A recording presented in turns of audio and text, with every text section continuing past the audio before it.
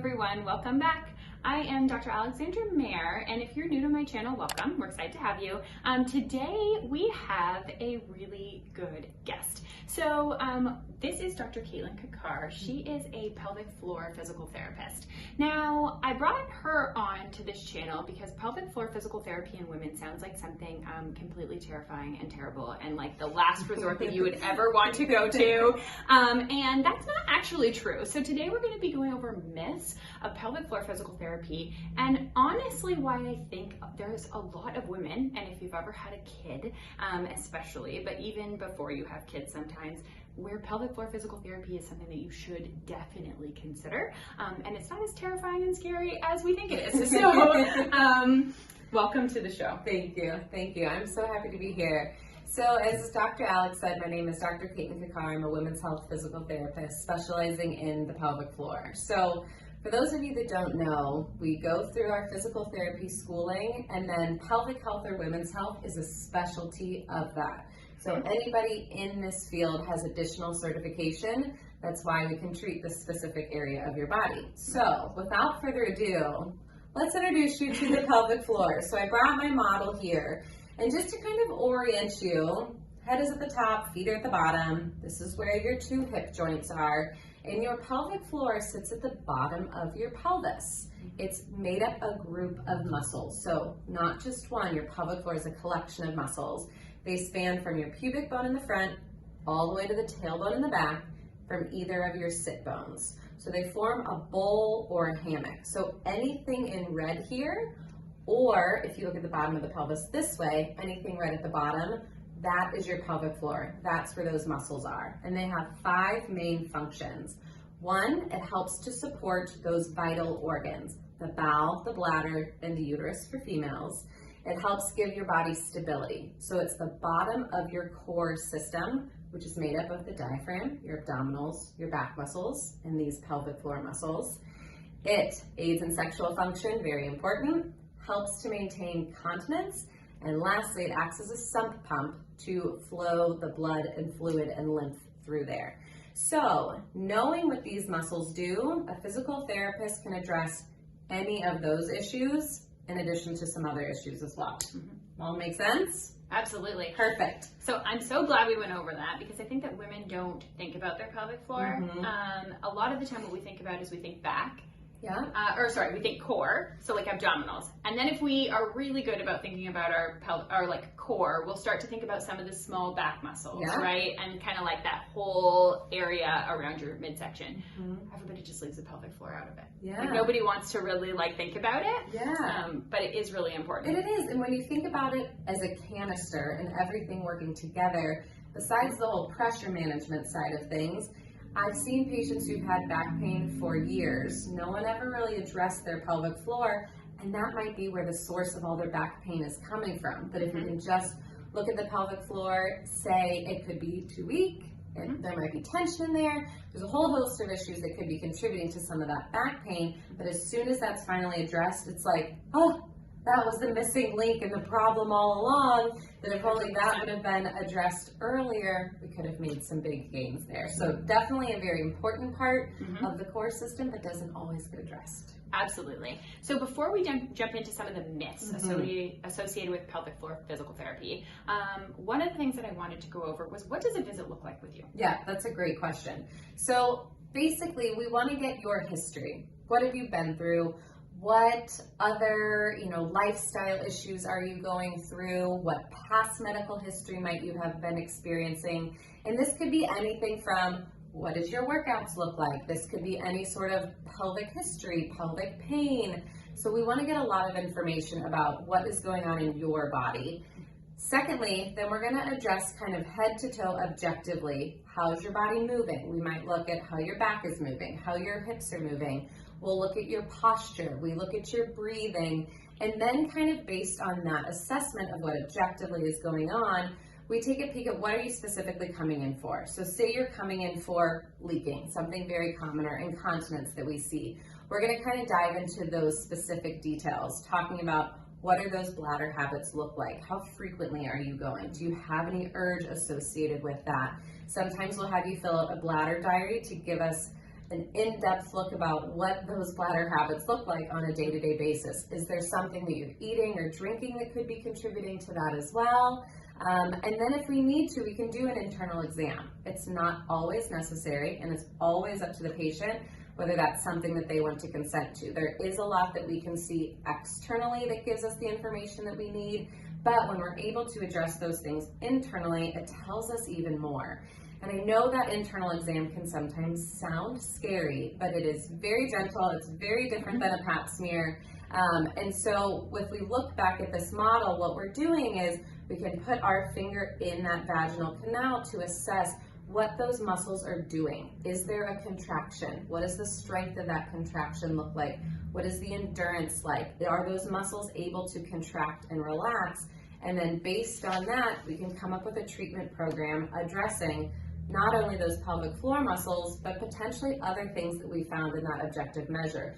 Maybe your hips are really tight. Maybe your back isn't moving very well. Maybe there's weakness other places in that core system that we want to make sure that we address that as well. So I kind of say it's more of a head to toe evaluation as opposed to just looking at the pelvic floor. But I think when we hear, oh, I'm going to a pelvic floor PT, they think we're just addressing this issue. Yes, I think that is the most important thing that somebody could take away from this, is that what people think they get when they go to a pelvic floor physical therapist is basically like an hour-long well woman's exam, which doesn't really sound like that much fun at all. I wouldn't want to go to that either. No, absolutely not.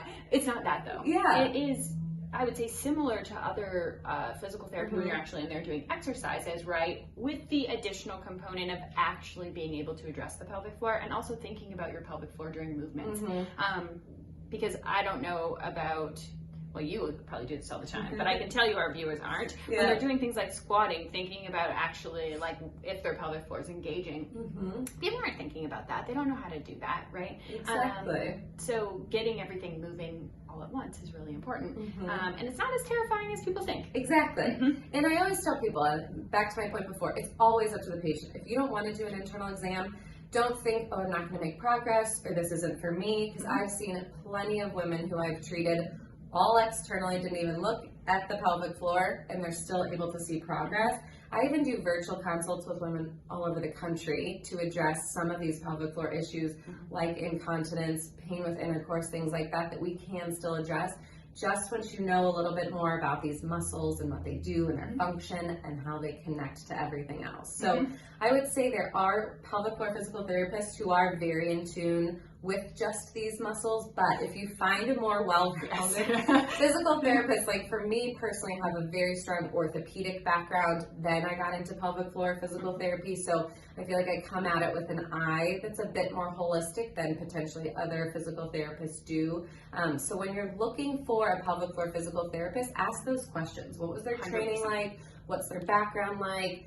Are they seeing people that are coming in for the specific thing that you are? Like, I mainly work with pregnant and postpartum moms, so I see a whole host of things just related to that population. But a pelvic floor physical therapist can treat pediatrics, can treat males, and the whole host of other issues that go on with their pelvic floors as well. Again, that most people don't even know that. So if you have a child who has bedwetting, they're having a hard time potty training, those are two things in particular that a pelvic floor physical therapist who specializes in pediatrics, they're able to address, which is cool.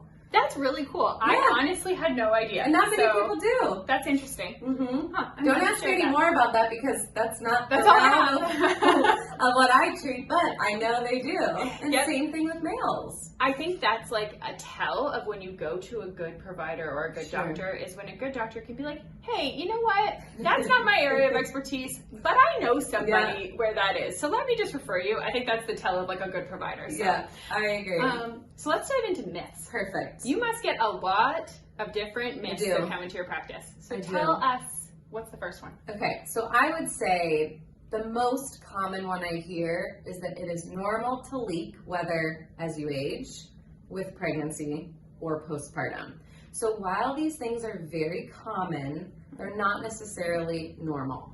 So when we're thinking about the pelvic floor function, say during pregnancy, as the baby grows, as there's increased weight on these pelvic floor muscles, two things tend to happen. One, either that added pressure causes these muscles to weaken and they just don't have the strength to maintain continence, or the opposite can happen. These muscles can get overly tight and hold tension, which also prevents them from functioning properly.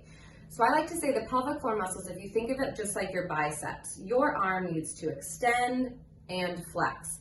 If your arm was constantly in a flex state and we're just trying to strengthen there, it's not going to be functional. It's not going to be able to reach out and grab things. The same thing is true with your pelvic floor muscles and their ability to hold back urine. So if they're staying in that shortened position, they're not going to be able to fully contract and relax the way they need to maintain that continence. So it kind of leads into that next myth of Kegels are kind of the answer for everything, and they're not. One, because most people aren't doing them properly. They're not educated. We hear, do a Kegel and you think squeeze everything, which we'll kind of talk about what a Kegel is and what it shouldn't be. But if in that same scenario, if you take someone with the pelvic floor muscles that are overly tight and you're asking them to do Kegels, you could even make those symptoms worse. Yeah. So knowing what a Kegel is and what's going on with your pelvic floor is going to be able to best address those issues that you might be having.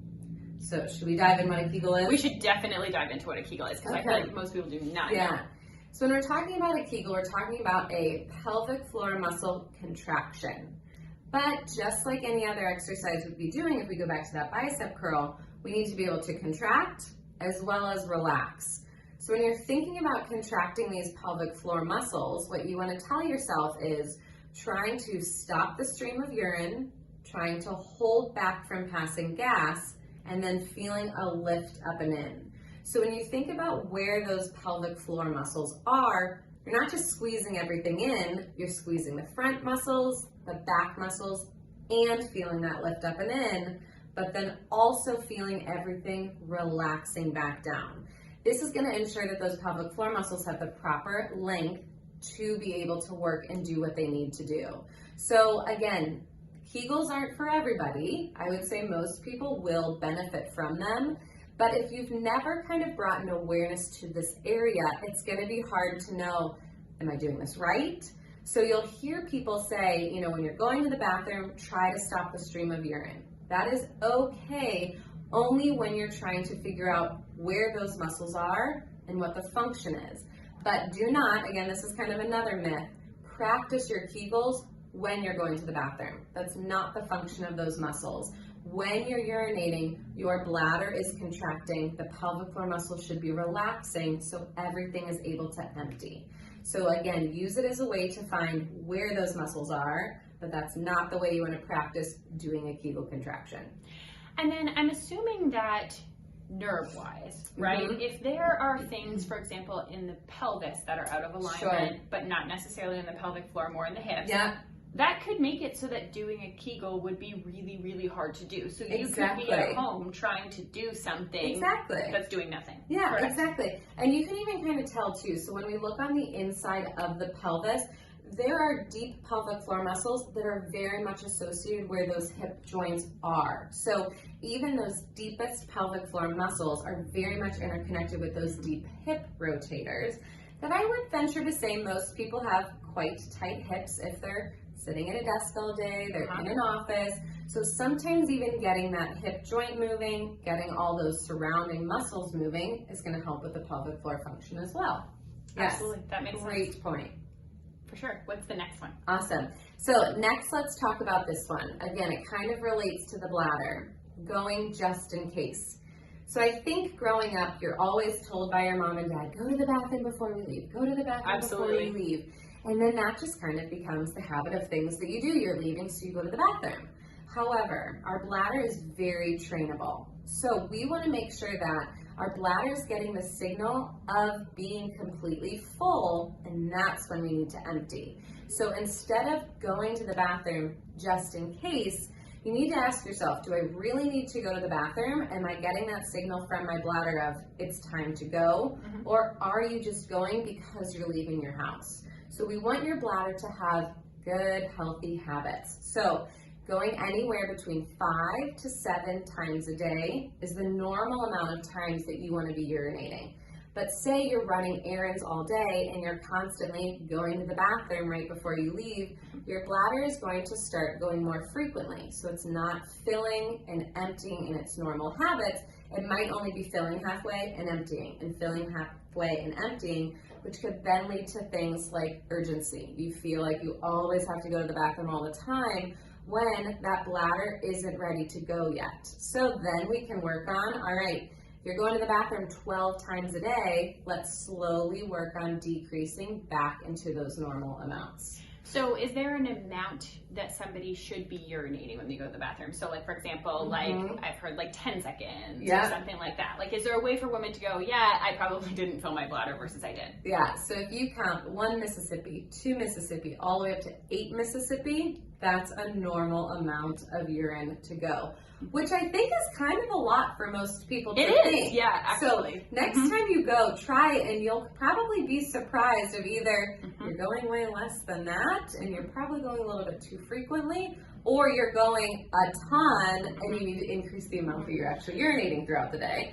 Yeah, and I think that a lot of people do this out of anxiety, right? Because if you are, going back to the first myth, if you are leaking, then what ends up happening is patients are like, okay, in order to not get myself into like an embarrassing situation, I'm gonna go before I leave, or I'm gonna make sure that I'm going all the time, versus actually going and getting that pelvic floor assessed so that you can have good contraction. Exactly, or just knowing, you know, if I am experiencing this urge, what to do when I feel it. So there's some techniques that we can teach patients as well, which is, one is just breathe. Just take a second, you feel that urge coming on, just take a deep breath. That'll send that signal to your fight or flight response to relax and try to make it to the bathroom. That's one of the first techniques that I'll tell my patients to, when you feel that sudden urge come on, just relax a second. Tell your body you will make it to the restroom. The other thing that patients will do is they'll stop drinking water, which is one of the worst things that you can do, because it's going to concentrate that urine more,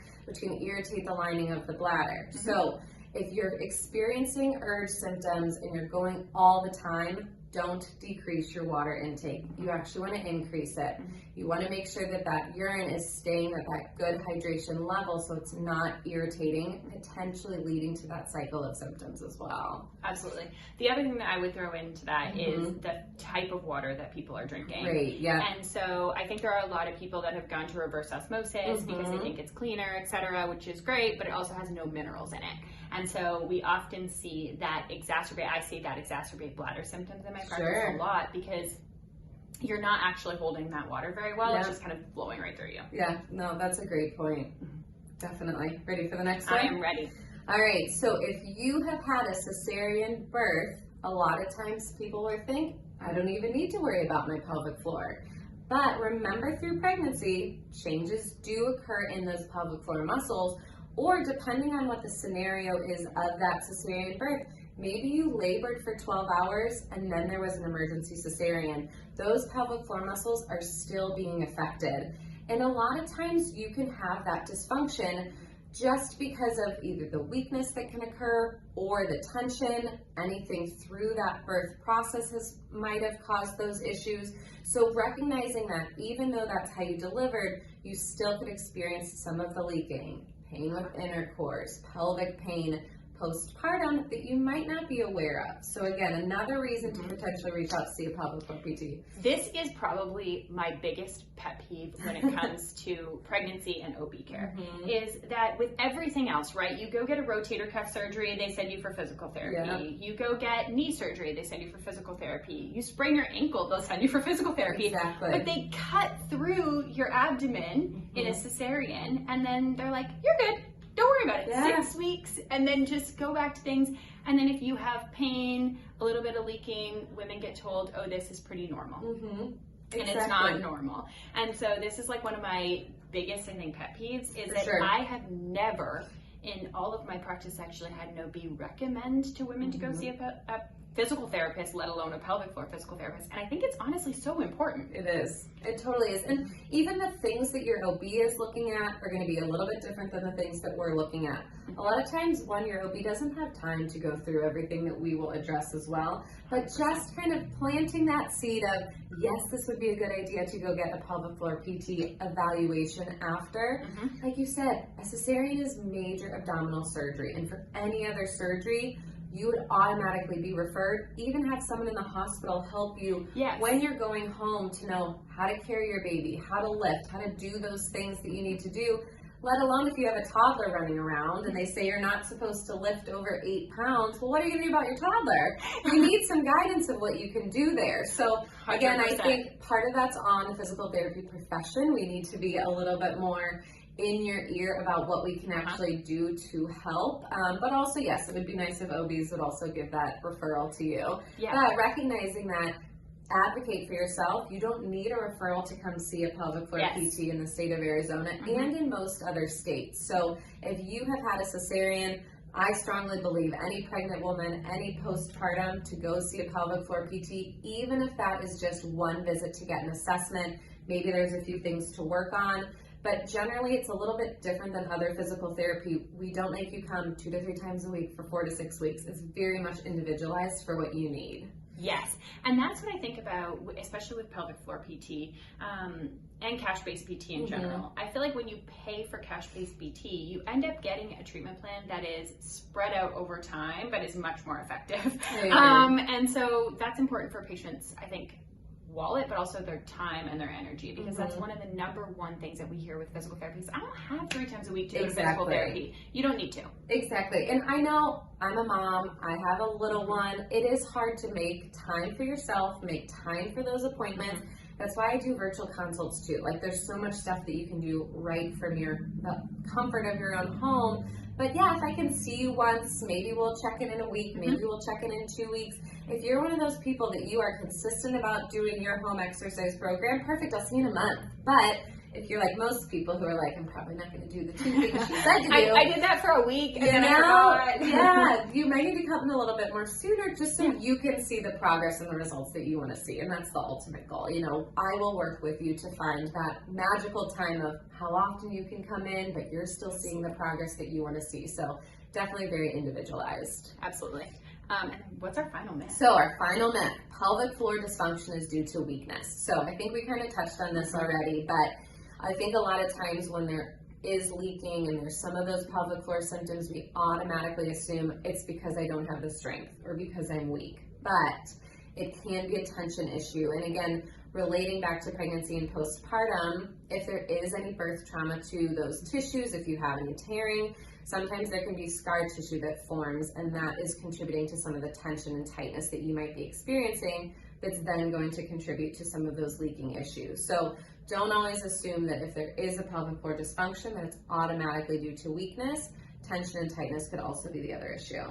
Absolutely. So I think if I wanted viewers to take away something from this, it's that you don't have to have symptoms. And if somebody is telling you something is normal, like we get it a lot, pain with intercourse after having a baby is normal because you just had a baby. Okay, how long is that normal for then, right? Is this just, we signed up for this for the rest of our life? Do we have some sort of time frame? So I think that those kind of things, or leaking is one. You know, I was talking to my trainer one day and she was telling me about how she witnessed another trainer once having a woman do box jumps. I think she was 8 weeks postpartum doing box jumps, which already is a little questionable. And she said, I can't do these because I'm leaking during it. And he laughed at her and said, oh, just suck it up. That's not okay. That's not okay. Exactly. So I think as women, you know, sometimes unfortunately I think you have to advocate for yourself and recognize that if you're having uncomfortable symptoms, there are things you can do about it.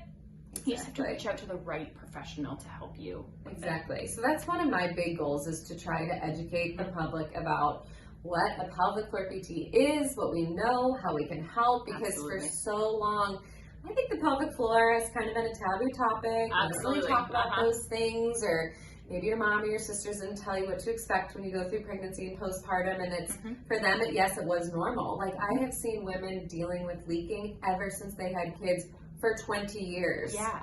And Yeah. that's not okay. There is things that we can do. And that's another thing, it's never too late. So whenever you had your cesarean birth, we can address that incision still, and we can still make changes, because that could be contributing to your hip pain, your back pain, Absolutely. your pelvic floor symptoms as well. So it's never too late to seek treatment either. Perfect. Thank you so much for coming You're on today. I welcome. think It was this a video was pleasure. wonderful, so thank you. Yes, of course. And then we'll see you guys next week for next week's video.